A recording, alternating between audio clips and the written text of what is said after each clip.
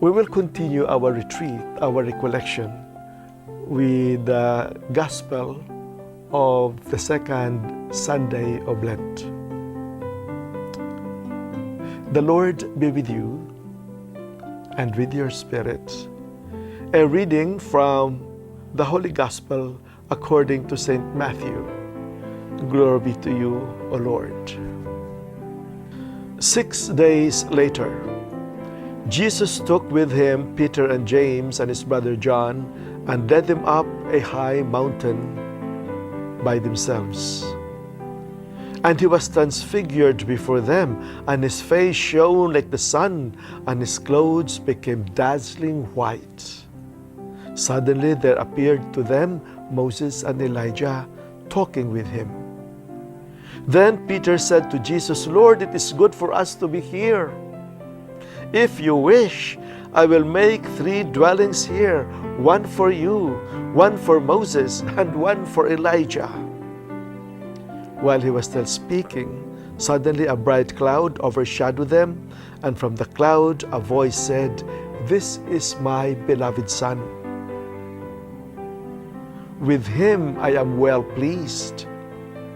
Listen to him." When the disciples heard this, they fell to the ground and were overcome by fear. But Jesus came and touched them, saying, "Get up and do not be afraid." And when they looked up, they saw no one except Jesus himself alone. As they were coming down the mountain, Jesus ordered them, "Tell no one about the vision until after the Son of Man has been raised from the dead." You know, the transfiguration of Jesus reveals that Jesus is God's Son, God's beloved. And the presence of Moses introduces Jesus to us as the only teacher. If Moses was the greatest teacher in the Old Testament, we have no other teacher now than Jesus. We must listen to him. And Elijah, if he were the greatest prophet in the Old Testament, Jesus now is the greatest prophet of all time.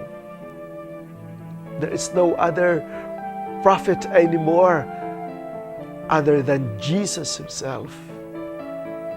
But Jesus, the greatest teacher, Jesus, the greatest prophet, is above all proclaimed by the Father, "This is my beloved Son, in whom I am well pleased." And you know, in the tradition of the Old Testament, when God is pleased with you, He will give you a mission.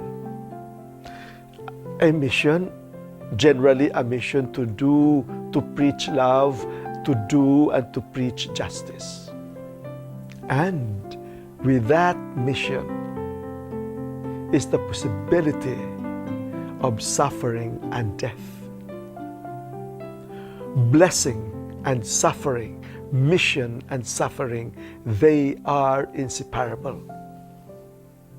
So, if you think that your life is very good and you have no problem,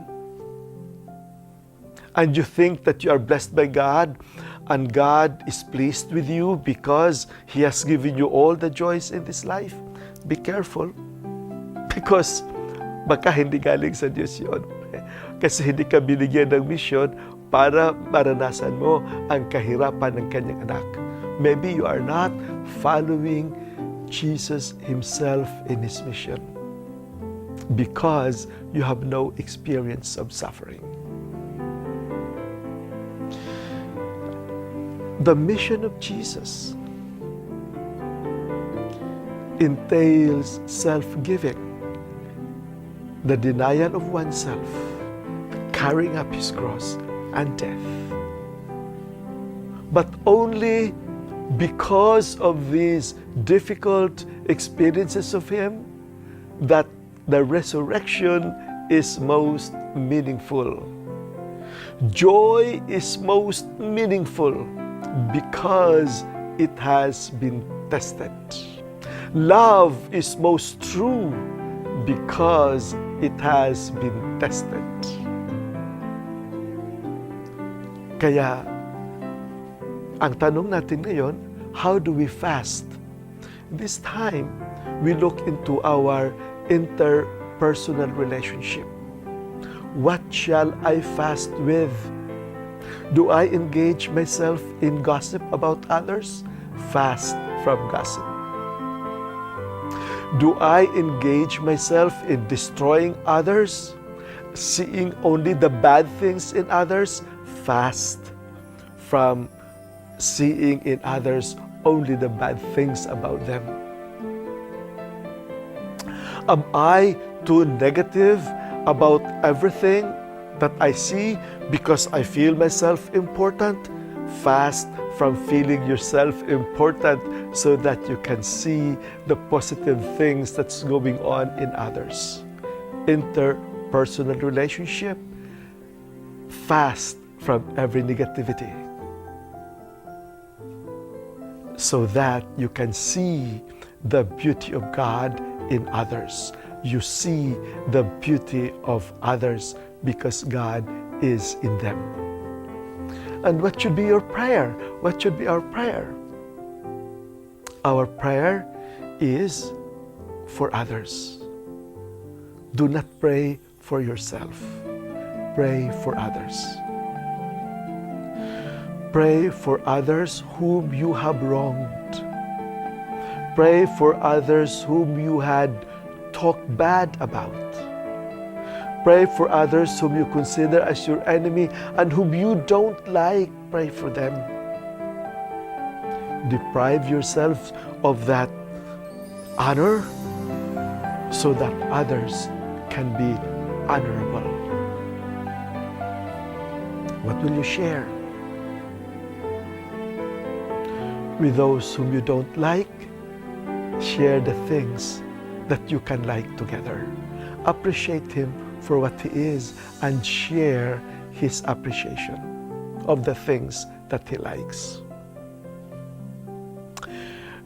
You talk ill of others, share of the good things that he has and appreciate the good things that others have. That way, we walk with Jesus in his path on Calvary, appreciating the needs of others, especially of the little ones, and proclaiming them his brothers and sisters, because God is our only Father. God is our only Mother.